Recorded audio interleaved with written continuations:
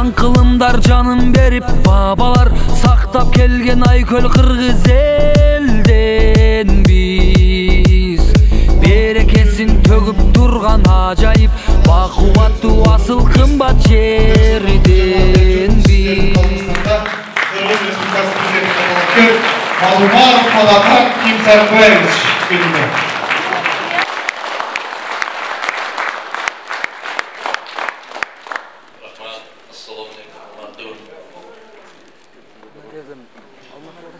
Assalamu alaikum hormatly akalar, agalar, apalar. Barımızlar günlü jeyinge hoş geldingizler. Şu tribunası jok ele süyleydi. Onday çıkıp öyle. Tribuna kadar çıkıp turgan günдөр aldılar Kuday kalsın. Endi hormatly aksakallar, hormatly dostlar, agalar. Bismillah kısa. Şu degendere soru cevaptan başlasa. Sizler azıcık telefonla benim bardık jerge bargandaki sözlerimdi uqup otasızlar. Çoğalaydan beri gelip dağız, oşanın bar, unuttuğumuzlar. Oşan sözlerge makul bolsoňuzlar, an aytmasızlar. Keybir jerlerge makul bolbosoňuzlar, an bu al boyunca da pikiringizlerdi bildirseňizler boladi. Wagt ayabay tar. Biz başlarıday bolup 2 saat, 3 saat yol uçuşuga mümkünçülük jok. Kanday deysizler? Biz bir-birimizge uşul çiğimdi ve göğüsketen fayda bolup da talapker katarında maga, şaýdoçu katarında sizlerge. Toora bolsa anda jakyrsaňızlar uşul ereje, uşul tartip menen alıp ötsem. Gelingizler, sorular bolsa beriңizler. Assalamu alaikum hormatly Adamlar Sanbayevич, Kırgız egemendiliginiň simgolu. Kırgız elinin tuңгуч el başçısı Abdülkadir Oruzbekov jana siz ardayım çın dilinizden eskerip öz yaşoğumuzda ülgü tutup sizge жалгыз dost bolgan Absamat Masaliyevичтин kindip tanıtangan Hasiyetli Kadamjay jergesine hoş geldiniz. Rahmat. Siz jalp elimizge özgöçe Kadamjay jergesi bizi üçün Kırgız elinin ak niyetlүүлүк менен kızmat kılууунун ülgüsүn көрсөткөн, biz sыймыктанган atalarыбыздын жолун ulagan жалгыз досубузсуз. Allah'ın buyurup atalarımızdan iman, tazalıktan amizandılık yolunu elinizge tatlıklı yurtbaşçı bolumuz deyip çın dilden sizlerge razıçılık bildirip ayabay жылуу pikir uşul sene rahmat oşanda oy maksatda bolgan sizlerge yarattan Allah razı bolgan bolsun. Maga uşul oy maksatыңыздарды үмүтүңүздөрдү актап жакшы иштерди жасоого сейеп чыгылган болсун. Рахмат. Assalamu alaikum Adamlar Sanbayevич. Суроо. Allah buyurup siz prezident bolup şaylанып калсаңыз, Кыргызстанда айлык маяна жана пенсия иерархиясын өзгөртсө болобу? Анткени түшүнүксүз эмне үчүн мед кызматкер, мугалим же ошол эле тазалыктын кызматкерлери болсун? Айыл өкмөт, депутат жана министрлерге салыштырмалуу аз айлык маяна алышы керек. Анысы аз келгенсе 40 жыл мугалим же мед кызматта иштеп 5000 сом пенсия. Bir же 5 жыл чоң кызматта иштеп койгон 30-40 миң сом пенсия алышат. Бул чоң адилетсиздик деп ойлоймун дейт. Мен сизден дагы көбүрөөк ойлойм, 30-40 миң эмес, алар 90 миңге чейин алышат. Pensiya. Esinizlerde var mı? Var. Ben apişem hazır 90 bin TL'den alır pensiya. Boşuna iddiasıdır da. Bir yılıyla işlep bayıp boşuna pensiya aldı. Biz ona şunlarda kalmalı Marush'un Alcep'e barışından emni için titreşet. Ona şunday adaletsizlikler joyulup kalan. Biz şol köp nerselerden kurup kalabız dep korkuşat. Olbos emne ayırması var, kim prezident olmalı? Biri çındık üçün güyöt, biri öz kızıl kekirdek üçün güyöt öttü. Bu adaletsizlikti joysa bulağı degen soru koyup otasız. Munda kış gerekler, hierarxiyasını degenimiz emi. Bayakta her bir kişiye iştegenine çalışar degen siyahtı. Doğru aytasız. Mugalimden dağı aylık akısı, mugalimden dağı emgegi, darigerden dağı emgegi ayabay jogorу bağlanışı gerek. Oşol algan aylığının kölömünün pensiya Birinci кезекте ошол айлыкты өзгөртүү керек. Экинчиден ошол пенсия кандай куралат, ошол принциптерди карап чыгышыбыз керек. Буюрса баары каралат, бирок баардыгы тең эч качан болгон эмес, болбойт да. Муну басып мындай кеселе айтып коюш керек. Мен эми Кадамжайдагы же Пүлкөндө иштеп аткан, же Айдаркенде иштеп аткан медайым менен Кыргыз өкмөтүнүн жетекчиси экөө бирдей пенсияга чыгат десем, анда болбой калат. Сиздер деле ишенбейсиздер. Бирок саясатчы катарында ушундай жооп берип койсом болмок эле да, силерди кубандырып. Билесиздер, ачуу болсо да мен алдай албайм. Менден башка бирөө келгенде ушундай суроо берсеңиздер болот дейт. Керек болсо ушу Кадамжайдагы медайым Кыргыз Республикасынын президентинин айлыгынан дагы 2 эсе көбүрөөк алыш керек десе кол чабасыздар. Муну эки киши айта алат. Бири жанын жеген президент болом деген киши айта алат, экинчиси Рахманразов деп айта алат. Башка эч ким айта албайт. Себеп уят, лабызбы, коркот андайдан.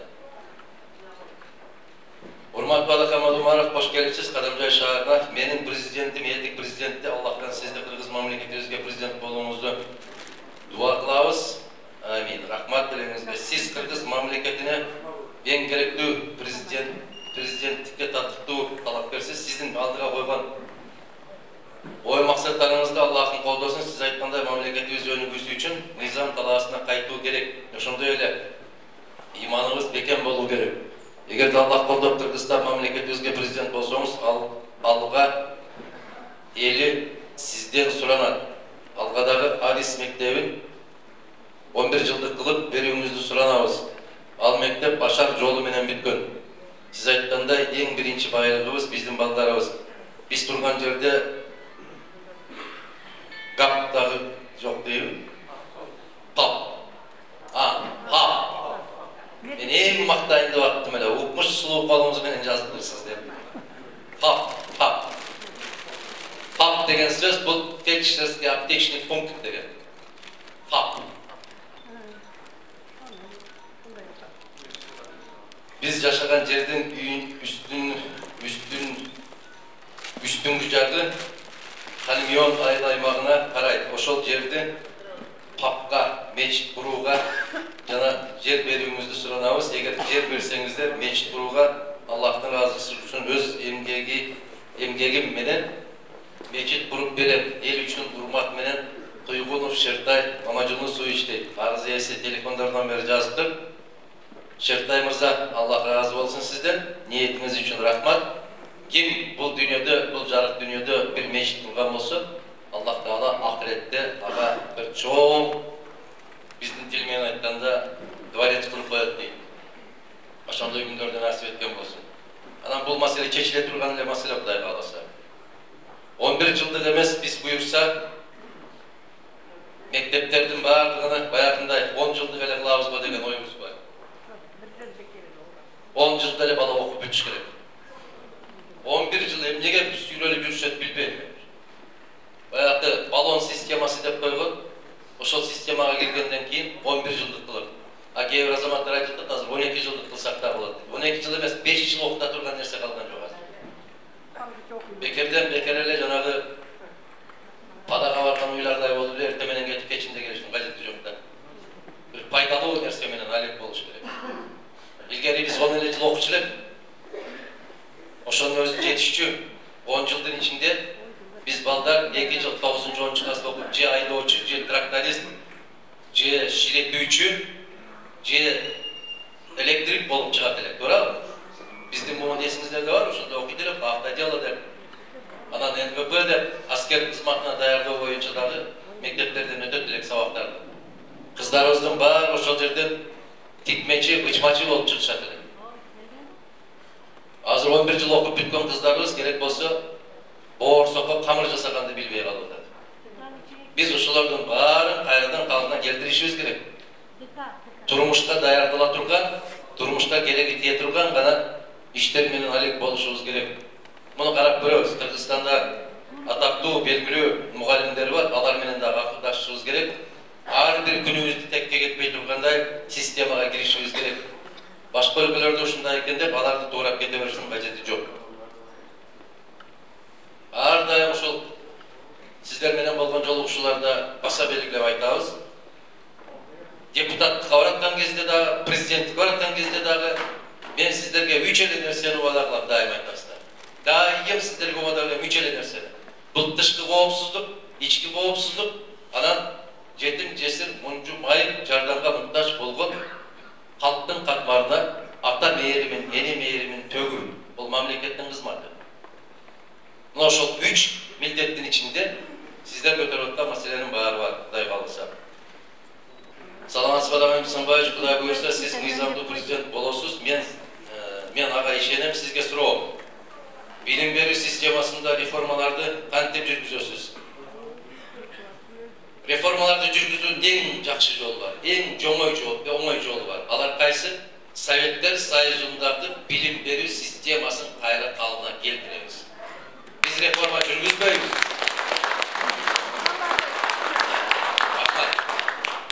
Biz reforma жүргүзбөйбүз. Biz талкаланганды кайрадан ордуна коебуз, Кудай кааласа. Күч кубат берсин. Реформа деген сөз турганда. Реформа деген сөз бул бар нерсени жоготуу деген. Жок кылуу, формасын жоготуу. Кандай да? Биз ошону кайрадан калыбына келтиришибиз керек. Раматылык Арсамат Масалиевич экөөбүз Өзгөт районуна Жыланды деген айыл бар. Ошол жерге жыйынга эл менен чогулушка барып калдык эле, жолугушууга. Талаада өтүп атат, күз мезгили болчу. Элдин баары ушундай болуп бакта ичинде отурушат. Анан Арсамат Масалиевич барды дагы, артыңардагы эмне деп сурады. Отургандардын баары жапа-тырмак арканы карады. Тамеки сарай деди. Анан Масалиев сурады. Куруп атасыңарбы деди. Куруп атасыңарбы деди. Каяктан куруп атат? Бүт баарын талкалап алып салып, каркастары эле калды эле да. Ушундай тамаша көй кишилер. Ошол сыяктуу каркастары эле калган имараттарды кайрадан кышкынап, үстүн жаап, жылуулук терезелерин коюп, кайрадан имаратты түптөшүбүз керекпиз. Билим берүү системасын ошол Советтер Союзунун мезгилиндеги советтик системага алып барышыбыз керек. Караңыздар, мен ушундай эле Кадамжайга окшогон районго айылда чоңойдум. Жогорку окуу жайларда реформа жасасаңыз дейт. Акча менен бүткөн адистер Кыргызстандын өнүгүүсүнө терс таасир берүүдөн ушуларга кандай карайсыз дейт. Алар өнүгүш эле эмес, ошондой болуп бүтүп алгандар депутат болуп, министр болуп барып алып, адам түшүнбөгөн мыйзамдарды алар өздөрү да түшүнбөйт. Ким жазып берген ошону киргизип отуруп, Кыргызстанды ушундай сазга батырды. Бирок ушул нерсенин баш аты кимди? Ушул нерселердин баарын жасап аткан ким?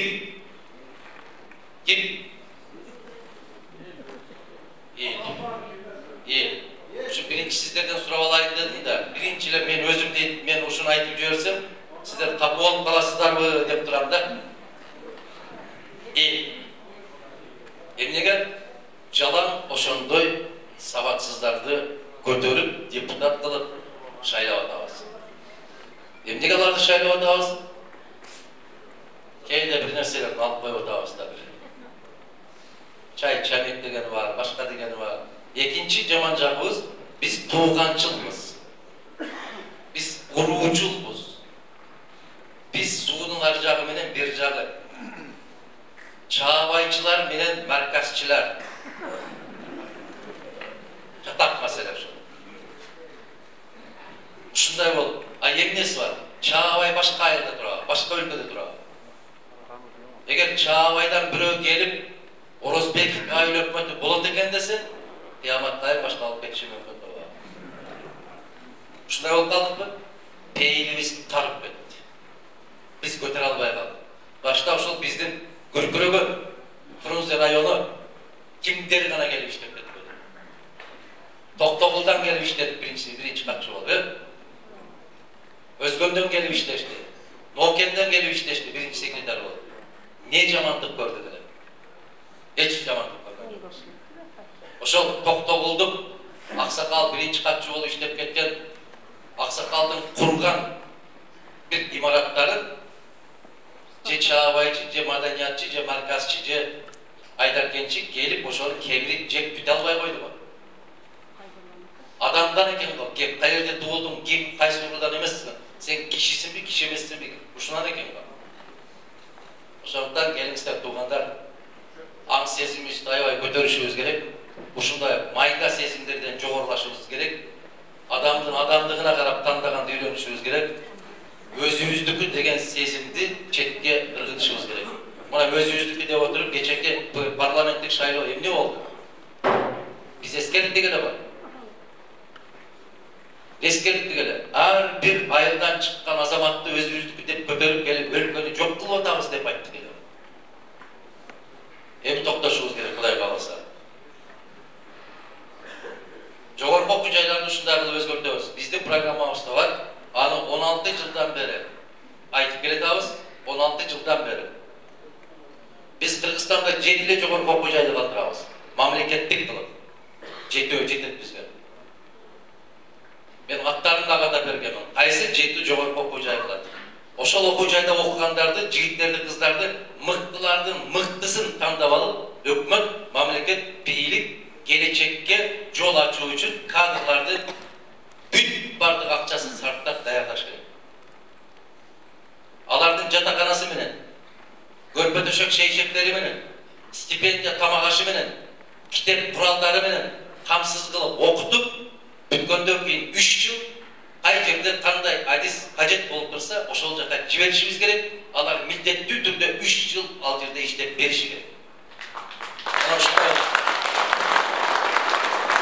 Мына кээ бир алысты аймактарды, алыс айылдарды караңыздарчы. Бир дагы аялдардын дарыгери жок айылдар толтурат. Мына ФАП деп бекер сурап аткан жок. Бир гинеколог жок бир айылда. Же бир тиш доктуру жок. Стоматолог деп коесуздар сиздер.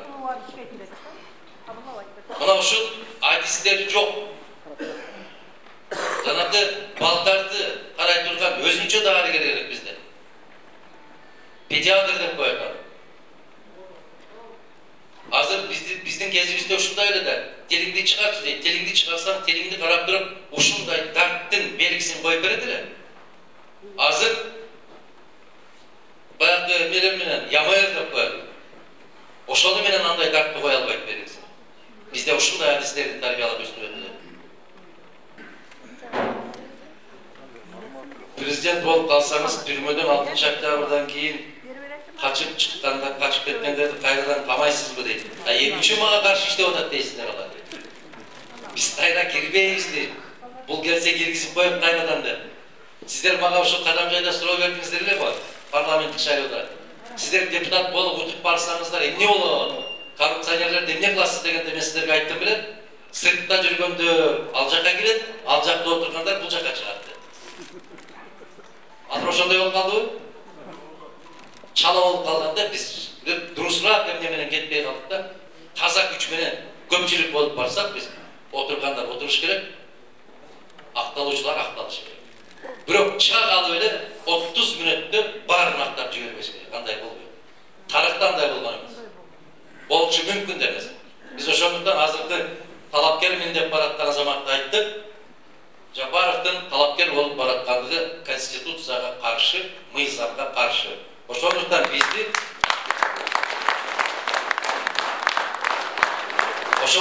бизди башка мамлекеттер тааныбай келатат.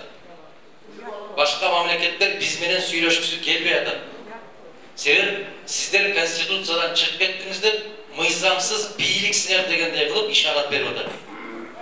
31 декабрдан саат 11-ден 59 мүнөт өткөндө өзүбүзгө өзүбүз айтпайлыбы? Жараткан Аллах менин эң пендем катарында жаман сапаттарымдын бардыгын 20-20-да таштап, коронавирус менен кошо калсын. Бүтүндөй жамандыктар ушул жакта калып, 21-21-ге мен туруктуу, ыймандуу, сөзүмө бекем, чыныгы кандай максатта жаратсам ошол максатта жашап өтүү үчүн өзүмдүн кулуң болгонду насип кыл деп бир дуа кылып койбойлубу? Шампан-мампаны жок эле.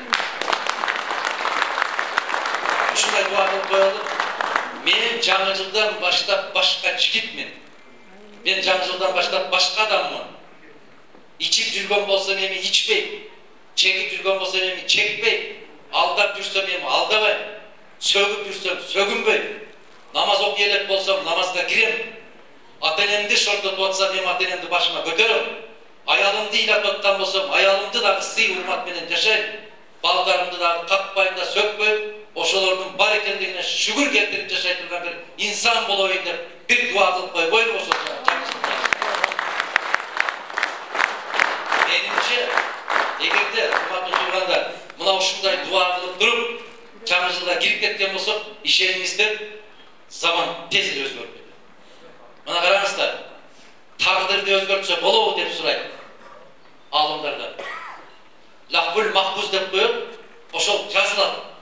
Биздин рухубуз жаралганда жазылган. Биз качан төрөлөбүз, ата-энебиз ким болот, кай жерде төрөлөбүз, канча жашайбыз, кантип каза болобуз деп. Барлыгы жазылган. Бирок өзгөртсө болооруна бир далил бар.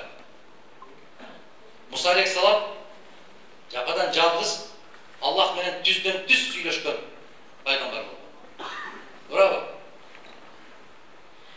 Калган пайгамбарлардын баары Жабраил алейхиссалам периште аркылуу сүйлөшкөн. Мына ошол Муса алейхиссаламга бир аял ыйлап келет дейт. Муса, Аллахтын элчисин, мага бардык нерсе болду, бирок бир гана нерседен кем кылды. Мен бала көрбөй атам. Раббиңден сурачы дейт. Мага бала берсин дейт. Десе Муса алейхиссалам жаратканга барып, "Я Раббим, ушул аялдын өтүнүчүн, ушул аялга бир бала берчи" десе, жараткан Аллах айтат экен, "Муса, сен ага кийлигишпе, анын тагдырында бала жок" дейт. Бул аял баласыз өтөт дейт. Келип баягы аялга айтат, "Сен ушундай экен, тагдырың ушундай экен" деп. Десе ыйлап олтуруп калат дагы, Муса алейхиссалам капа болуп басып кетет. Бир канча жылдан кийин ошол аялдан өтүп баратса, баягы аял бир баланы ойнотуп отуруптур. Таң калыптыр.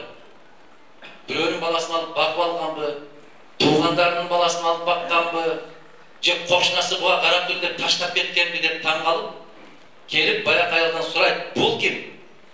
"Менин уулум" дейт. "Багып алдыңбы?" десе, "Жок" дейт. "Кошунаңдыкы" десе, "Жок" дейт. "Анан кандай?" десе, "Өзүм төрөдүм" дейт. "Кандай өзүң төрөдүң?" Ушундай. Кайрадан барып Аллахтан сурайт экен Муса алейхиссалам. "Я Рабби, мунун тагдырында бала жок деп айтпадың беле? Балалуу болуп турго бул" десе, жараткан Аллах айтат экен, "Мунун тагдырында бала жок эле. Бирок сенин тагдырыңда бала жок деп айтсаң дагы, күн түн үмүтүн үзбөй ыйлап мага жалдырай бер" деп. "Менин ваадам бар. Кайсыл пендем чын көкрөк, чын дилинен тазалык менен кол сунуп менден сураса, анын колун курук кайтаргандан уялам" дейт экен. Ушул аял күндө суранып отуруп, өз тагдырын өзү өзгөртүп алды деп айтат экен. Ана караңыздар. Бул эмне үчүн ушул нерселер айтылып атат? Биринчи кезекте адамдын пейилинен экен, ниетинен экен. Эгер ниетибизди тазалап, пейилибизди түздөп, чын ыклас менен сурасак, жараткан бербей калтырбайт экен. Не үчүн тойлордо бата кылабыз дагы 40-на жетпей ажырашып кеткендер толтурат? Себеп дуа кылуунун шарттары бар экен. Дуа кылып аткан адамдын курсагында арам тамак болбош керек экен. А тойдо жеп ичип отургандарыңды бир Кудай билет. Кайдан келдик, кайдай акчага сатып алдык. Биз баягы ачуу калтырып алып туруп, анан кийин аксакалдардан бата сурайт экенбиз. Жаштарга бата берип койгула деп. Анан аксакал туруп алып, темселип, ушундай болуп туруп, кыздын аты ким эле деп сурап, баланын аты ким эле деп, мына ушундай берген дуа биринчи асманга чыкпай ортодо калып, токтолуп калып, тескерисинче каргыш болуп чыгып турат. Мүмкүн биздин дуаларыбыздадыр маселе. Ниетибизде, пейилибиздедир маселе. Аксакалдар, жаштар, балан Palançı kandidat geliptir, tükün jerde aş var eкен dese жүгүрүп барып жей бербей, өзүбүздү токтотушубуз керек. Себеп, мына аталар апалар отурат, чындыгында айтыңыздарчы, өз балаңыздар жок дегенде бир майрамда бир коз алып келип сиздерге союп береби? Айттылар, менин балам ушентет деп. Жок. Анан кайдагы бегана бирөө келип сиздерге кой союп береби? Кандай дейсиз? Эмне үчүн союп береби? Сизди уурдаш үчүн. Сиздин келечегиңизди, сиздин балдарыңыздын тагдырын уурдаш үчүн. Паланчы чай бергенде ичип келет алабыз. Мурутты да ысылап коебуз жылда. Харам нерсе жеп келатканыбызды түшүнбөй атабыз. Демек, урматтуу туугандар, сөзүбүздү кыскарталы. Мен кабинетте отурган президент болгум келбейт. Мен сиздерден кагаздарды алып, арызыңарды окуп, ошол жерде отурган президент болгум келбейт. Аллах маңдайыма жазса, менин тилегим ушул. Мен бир машинага отурам дагы, тынымсыз Кыргызстанды кыдырып жүргөн президент болом. Мен элдин арасынан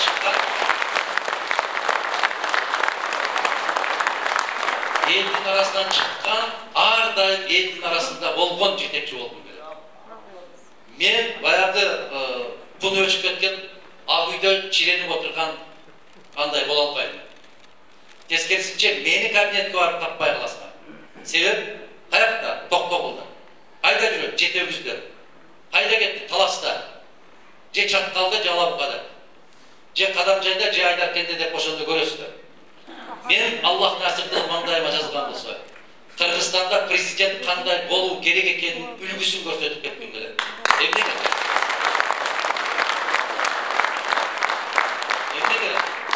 Мен өзүм үлгү алган жетекчилер ушундай эле. Мен үлгү алган жетекчилер ошол Исхак Разаков, мен үлгү алган жетекчилер ошол Абдыкадыр Орозбеков, мен үлгү алган президенттер, жетекчилер ошол Турдак Нусубалиевич, Султан Ибраимович, Абсамат Масалиевич.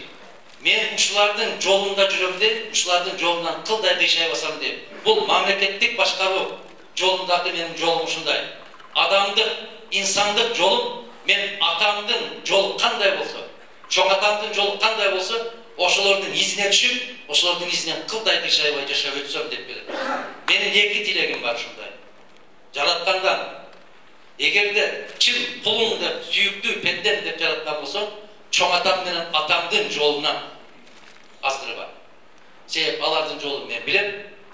Тазалык, иман деп жүрүп өтмөкчү. Мен айткан жетекчилердин жолунан аздырба, саясий турмушунда. Эмне үчүн? Алар мамлекет, эл, мамлекет деп жашап өтчү. Мен дагы ошондой болуп, эл, мамлекет, иман деп ушу үчөөнү бириктирип алган болсок, иншалла жолубуздан эч качан адашпайбыз. Кудай кааласа. Ошондо келебиз. Келгенде баштапкы заманда 40 жылда келет деди, азыр 40 күнгө да жетпей атат. Жараткан ушуну сиздин да менин да маңдайыма ушуну жазган болсун. Орозбековде жолугушуу болуп атканда сиз мага келбеске этип коюңуз.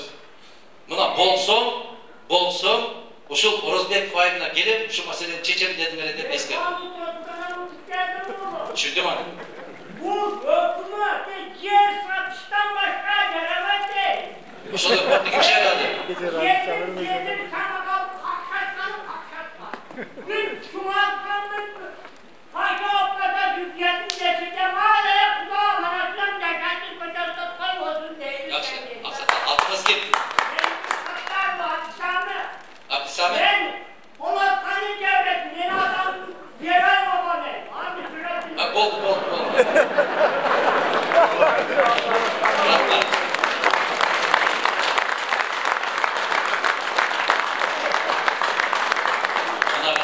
Кандай заман келди? Болоткандын небересин ушундай ысымдатып көрүн. Караңыздар. Атасы Советтер Союзунун баатыры. Болотканы чебет болгон манасы. Сузукту вардан нерсига бизде көчөт, супик көчөт атынан бет койгон жок бизин. Ана жуора деп көрсөт. Рахмат. Көрдүңүзбү? Көрдүм.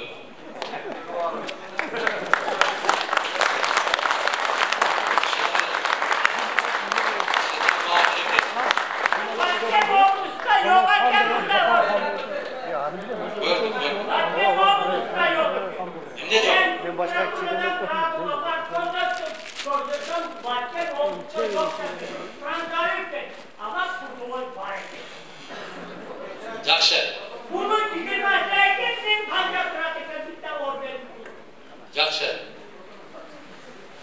Bunaşı siz сияқты adiletsizlikке karşı kuruşup жүргендер аябай көп, чыртыра жүргендер аябай көп. Ошолордун баардыгынын үмүтүн актаганды бизди сээп чыгылсын деп тилектиредик. Болдубу, суроолор бүттүбү? Сөз бүттүбү? Кызыл Кыяга жүрө берелиби? Адахан Кимсанбаевич, рұқсат етсеңіз, урматтуу Кадамжа элим, сиздердин атыңыздардан Адахан Кимсанбаевичка ыраазычылык билдирип коюуга уруксат этиңиздер. Адахан Кимсанбаевич, Кадамжа элиге кош келипсиз. Кадамжа эли сизди ар дайым колдоп келген, мындан ары да колдой берет деген ишеничтебиз. Урматтуу Адахан Кимсанбаевич, сиз болочокто келечектеги элдик президентсиз. Кадамжа эли сизди президент деп тааныйт. Элим, Адахан Кимсанбаевич, элдик президентпи? Элдик президент, элдик президент, элдик президент. Эми тугандар, Адахан Кимсанбаевич, şu аксакалыбыз Кудурет Ава өзүнүн батасын берип коюуга уруксат этиңиздер. Bismillahirrahmanirrahim. Yolunu kıtırmasın, yoldaşını kıtırmasın, cennetten